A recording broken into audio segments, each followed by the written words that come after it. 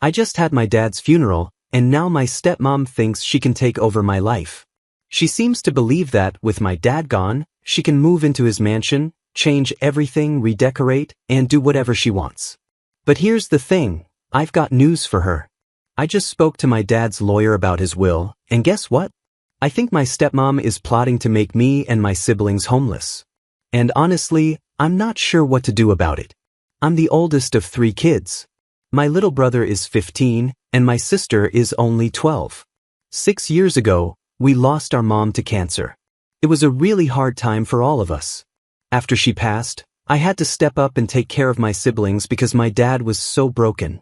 He could barely take care of himself, let alone us. That first year without mom was awful. Eventually, I convinced my dad to go to grief counseling and therapy, and it helped him a lot. He started to get better. He spent more time with us, drove us to and from school, helped us with homework, and even took us on vacations in the summer. Things were looking up. We still missed mom, but life wasn't as bad as it had been. Then Catherine came into the picture. Catherine is a woman my dad met at a work event. At the time, it had been 4 years since mom passed, so it didn't feel like he was moving on too quickly. My dad is a family guy and always told us he felt bad that we had to grow up without our mom or a mother figure. I never thought he was trying to replace her.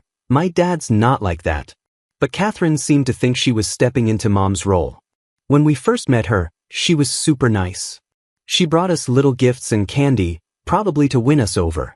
Dad asked us to be kind to her, saying he knew she could never replace mom but that it would make him happy if we gave her a chance. So, we tried, at least we really tried. I should mention that my family is well off. My dad made a big name for himself in the corporate world. We live in what most people would call a mansion, go to private school, and have maids, a cook, and even property managers who take care of the house, and sometimes us, when dad is busy. Catherine seemed to love these luxuries a little too much. Things started to change when Dad and Catherine got engaged. She moved in with us and began changing everything. She wanted to redesign several rooms, and in the process, she took down all the pictures of us with Mom. That upset me, so I moved the pictures into our bedrooms, but Catherine didn't like that either. My little sister didn't warm up to Catherine. Not because she hated her, but because she's always been shy. She doesn't like being around strangers and usually sticks close to me or Dad when we're out. If she came across Catherine alone, she'd run away or avoid her, not to be rude, but because she felt nervous. Catherine didn't handle this well. At first, she seemed okay with it, and I guess Dad told her that my sister takes time to warm up to people. But after about 5 months of living with us, Catherine started being mean to her. If my sister didn't respond when Catherine spoke to her, Catherine would yell at her and make her cry. She always did this when Dad wasn't around. My younger brother didn't like Catherine either, but he kept his feelings to himself because he didn't want to upset Dad. We did everything we could to protect my sister from Catherine. If my sister needed something from the kitchen but Catherine was there, one of us would go get it for her. At dinner, we'd let her sit between us and would steer the conversation if Catherine tried to ask her anything. Mom always taught me and my brother to look out for her, so we saw it as a way to honor Mom's memory. Things got even worse after Dad and Catherine got married. The wedding itself was unpleasant. We didn't want to be part of it, but Dad asked us to, so we went along with it for him. During the rehearsals, Catherine was nasty to us, saying we weren't walking properly or messing up the timing with the music. The reception was just as bad. It felt like things were falling apart. When Catherine was thanking everyone at the wedding, she said she was looking forward to being a mother to his children. That really upset us because she's not our mom. We were only being polite to her because Dad loves her, and we wanted him to be happy. After the wedding, Catherine got mad when we didn't call her Mom. Before they got married, we had agreed to call her to Miss Catherine, and she was fine with it. But now that she was Dad's wife, she said that wasn't good enough. Whenever we were out and she introduced us as her children, I always corrected her by saying we were her stepchildren. At PTA meetings or school events, she would introduce herself to our teachers and friends as our mom. I'd step in and explain that she was our stepmom. Most people already knew our mom had passed away, so they respected that and referred to Catherine as our stepmom. That made her really mad, and she'd go to Dad to complain about us. But Dad stood his ground. He told her she needed to stop trying to force us to accept her on her terms. He explained that losing our mom when we were young left a hole in our lives and that her memory would always be important to us. He said Catherine should try to find her own role in our lives instead of trying to replace mom. For a while, she stopped insisting we call her mom, but things still weren't good. I started hating being at home, especially when Dad wasn't there. His job kept him busy, but being stuck at home with Catherine was exhausting. I felt like I was always walking on eggshells around her. I dreaded weekends so much that I signed up for as many extra school activities as possible to have an excuse to stay out longer. I also made sure I was the first one home every day so my siblings wouldn't have to be alone with her. Catherine doesn't work. She spends her time shopping, hanging out with her friends, or just lounging around the house. She doesn't cook or clean because Dad has people to handle those things. We mostly took care of ourselves so she wouldn't have any reason to bother us. But every interaction with her felt forced and uncomfortable. It was draining just to be around her. Catherine's kindness was always fake, especially when Dad was around. But enough about that. Now, let me tell you about the hardest part. 5 weeks ago, I got a call that changed everything. Dad had a medical emergency and was rushed to the hospital. My siblings were pulled out of school, and we all went straight there. Catherine was already at the hospital with my dad's assistant, but the doctors were still working on him, so we had to wait. Unfortunately, Dad had suffered a massive heart attack, what they called a windowmaker. He didn't make it. My heart broke into pieces. The only parent we had left was gone. But I had to stay strong for my siblings. My younger sister took it the hardest. She refused to sleep alone and clung to me constantly. Catherine didn't involve us in the funeral planning at all. The only thing she listened to was my suggestion to delay the funeral so Dad's colleagues and friends from across the country and overseas could attend. The atmosphere in the house was worse than when Mom died, mostly because now we had to deal with Catherine. For the first 3 weeks after Dad passed, I didn't see much of her. But this past week, she's been moving around the house more, and she doesn't seem sad at all. What's worse, I overheard her on the phone talking about turning my sister's bedroom into a tea room. My sister's room has the best view in the house, overlooking the garden. I don't know what Catherine is planning, but it feels wrong. Dad isn't even buried yet, and she's already talking about changing things. It's disgusting. I haven't had a good night's sleep since I overheard her. The funeral is tomorrow, and some of Dad's family is in town. We don't know them well because they live far away, but I'm wondering if they might help us. I'm so worried that once the funeral is over, Catherine will kick me and my siblings out of the house. I don't even know if Dad had a will. He wasn't that old, so I wouldn't be surprised if he didn't make one. If there's no will, does that mean Catherine gets everything? I have no idea how inheritance works. I'm just a college freshman. I wasn't prepared for this kind of stress so early in life. If anyone has advice, I could really use it. If your dad didn't leave a will, his estate would likely be split evenly between you and your stepmom. Don't let her intimidate you. Stay close to your siblings, because people might try to take advantage of them if they inherit a significant amount of money. Worst case, if your dad did leave a will and gave the mansion to your stepmom, you'll need to reach out for help. Start with your family members, and if you have godparents, contact them right away. Godparents usually promise to help take care of their godchildren if something happens to the parents. Good luck. I'm rooting for you. Come. It sounds like your stepmom is just giving back the same energy she's been receiving. If you've been cold to her from the start, it's no surprise that she's acting distant now. If I were you, I'd try to get on her good side. If your dad left her the house, she has every right to ask you to leave. It doesn't seem like you have anywhere else to go, so be careful about how you handle things. Update 1. A few days ago, we had my dad's funeral. It was a huge service. People came from out of town and even overseas. I never realized how far my dad's influence had spread. I met so many people and they were all so kind. Many of them gave me and my siblings their business cards and told us to reach out if we ever needed anything. A lot of them shared stories about how Dad helped save their businesses or invested in their startups when nobody else believed in them. Apparently, Dad loved to talk about us because most of them already knew our names and the things we liked. They even brought us gifts, mostly snacks and candies from their countries. Catherine, however, kept interrupting every conversation. She'd ask if we were okay or if we needed anything. It was obvious she was putting on an act for everyone, pretending to be a caring stepmother when she really didn't care about us at all. After the burial, there was a gathering at the mansion. There was a ton of food and lots of people laughing and chatting, but my siblings and I weren't in the mood for any of it. We just buried our father, and celebrating felt wrong. We said hello to the guests but then spent most of the time in our rooms. I started looking through the business cards people gave us, wondering who might be able to help us if things go south.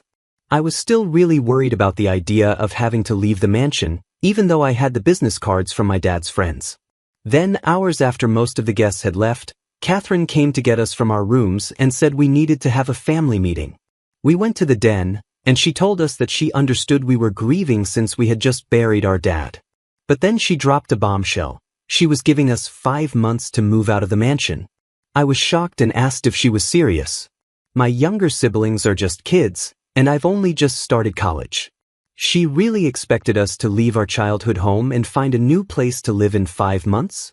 She said that there were plenty of people at the funeral who had offered to help us and that we should reach out to them. She also added that, since Dad was gone, she didn't want to deal with us anymore. I was so angry, but I didn't want to say something I might regret. I grabbed my siblings and we went back to our rooms.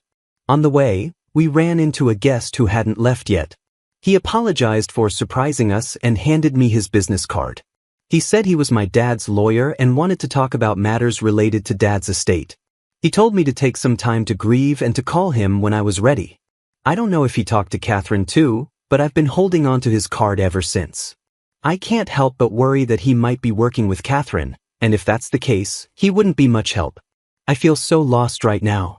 My younger siblings keep asking if we're really going to have to leave, and I don't know what to say to them. We met with my dad's lawyer the other day, and everything has changed. I finally called him and arranged a meeting at the house. He hadn't spoken to Catherine at all, only to us. When I told Catherine that Dad's lawyer was coming over, she seemed confused. Honestly, I didn't care what she thought. When he arrived, he opened his briefcase and asked if we were okay with Catherine being in the room while we talked. Catherine got really offended. She said she was Dad's widow and had the right to be involved in matters of his estate. The lawyer calmly replied that this specific discussion didn't involve her. Then he turned back to me and asked again if I was okay with her staying. I told the lawyer it was fine for Catherine to stay in the room, as long as he didn't go into too much detail. The short version of what he told us is that my dad never updated his will after marrying Catherine. This means she isn't included in it at all. She gets nothing. The will states that the mansion belongs to me and my siblings. It also says that if Dad passed away before we finished school, his money would be used for our education. Whatever was left, along with all his investments and dividends, would be held in a trust. Once we're grown and have stable jobs, the trust would be split evenly between the 3 of us. The lawyer said it might sound complicated, but my dad left enough money to make sure we'll be taken care of for a while. He also mentioned he'd talked to my dad's accountant, who managed his bank accounts and investments, to help explain everything more clearly. There's some paperwork we'll need to sign soon, but this meeting was just to let us know what's going on. After the lawyer explained everything, Catherine interrupted and asked, "What about me?" He calmly explained again that, since my dad didn't update his will to include her, she wasn't entitled to anything. He added that me and my siblings could choose to give her something if we wanted, but that would be entirely up to us. At that point, Catherine stormed out of the room. I can't even describe how relieved I felt hearing this news. After the lawyer left, my siblings and I decided to celebrate. We ordered our favorite food and started talking about what we want to do with the mansion. One thing I want is for my mom's pictures to go back up next to my dad's. They never should have been taken down in the first place. As for Catherine, I'm torn. Part of me wants to give her a taste of her own medicine by threatening to kick her out, just like she tried to do to us. But I don't want to stoop to her level. I don't hate her as much as she seems to hate us. She's been sulking in her room ever since the lawyer left.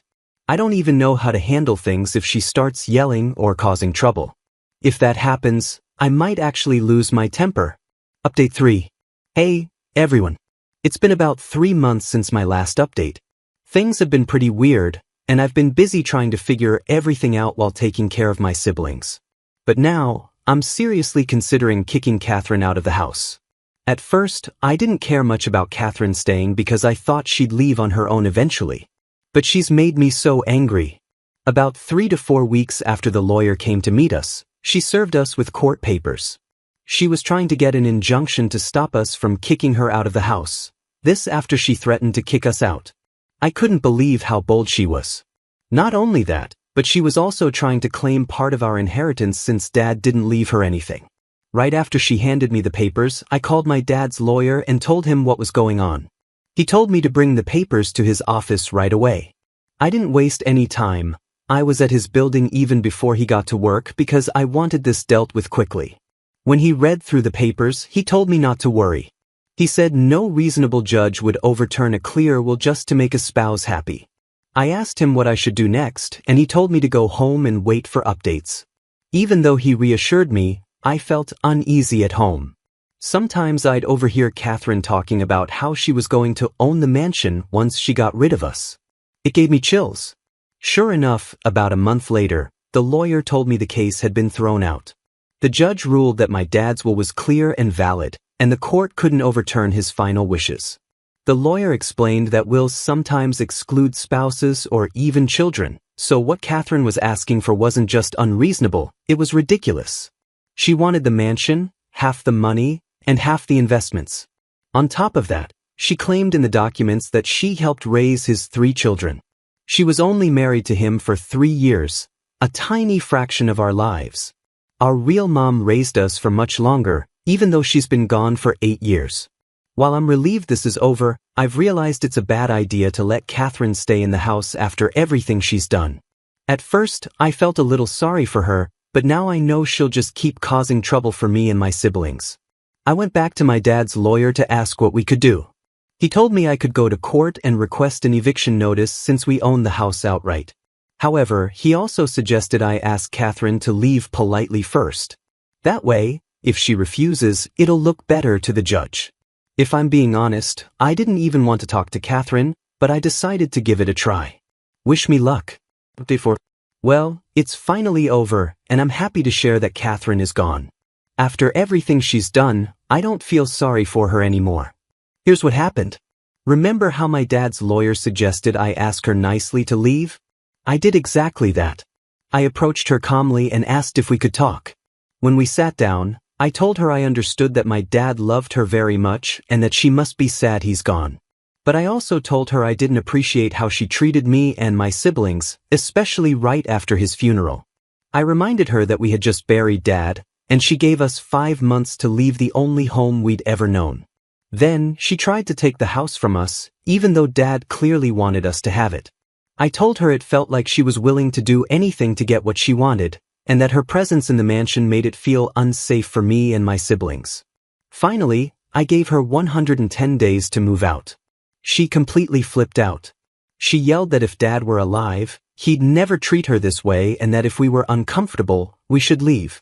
She insisted that, as Dad's widow, she had every right to stay in the mansion. At that point, I was done. I calmly said, okay, went to my room and called the lawyer. I told him I'd tried asking nicely, but she clearly wasn't willing to leave. I gave him the go-ahead to file the eviction notice. Catherine was acting like she was entitled to things that didn't belong to her, and it was time for her to go.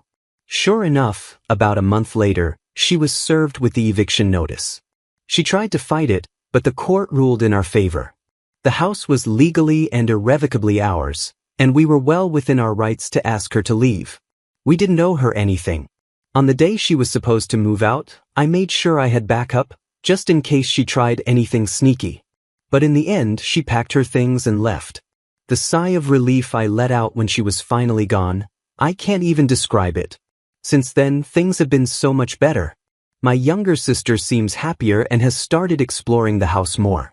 I know it's going to be hard without our parents, but I'm just glad we can finally move on from all this drama and focus on healing. Top comment 1. Oh my gosh, I'm so glad you were able to get that woman out of your life. The way she treated you and your siblings, especially after everything you've been through, was horrible. She really made things worse when you were already grieving. Honestly, good for your dad for not including her in the will. I hope you and your siblings can start to heal and grow after all this. I've been through a lot of loss recently too, and I just want you to know that you'll be okay. Things will feel different and there will be tough days, but you'll get through it. This whole situation made me feel uncomfortable. I know your stepmother treated you badly, but you also said she made your dad happy. I think she deserved something for that. It feels strange that your dad didn't include her in the will at all. Did he even care for her, or was she just someone to fill the emptiness after your mom passed away? You might not feel bad for her, but I do. Imagine being in her shoes. She became his wife, and then he died, leaving her with nothing. That must be devastating. Maybe she didn't handle it the right way, but I think a little compassion wouldn't hurt. Story opinion. Honestly, Catherine's behavior was completely out of line. Imagine marrying someone, knowing they have kids who rely on them, and then trying to take everything for yourself after they pass away. It's selfish and cruel. She seemed manipulative and toxic, and she showed no respect for what her stepkids were going through. I think OP handled the situation well. Going to court and getting the eviction notice was the right move. Catherine clearly wasn't going to leave on her own, and she didn't deserve to stay in a house that wasn't hers. Stories like this are sadly common when it comes to inheritances, wills, and family disputes. It's always messy when money and emotions are involved, especially with stepfamilies and unexpected deaths. What do you think about this situation? Have you ever dealt with something similar? Share your insights in the comments below. And if you're new here, don't forget to subscribe to the channel for more stories like this one. Thank you for watching today's video. My name is Revenge Online, and I share and animate stories every day. If you want to join in on these daily drama-filled stories, just hit that subscribe button right there. Have an amazing day, and I'll see you tomorrow. And remember, being kind is always cool. See you soon.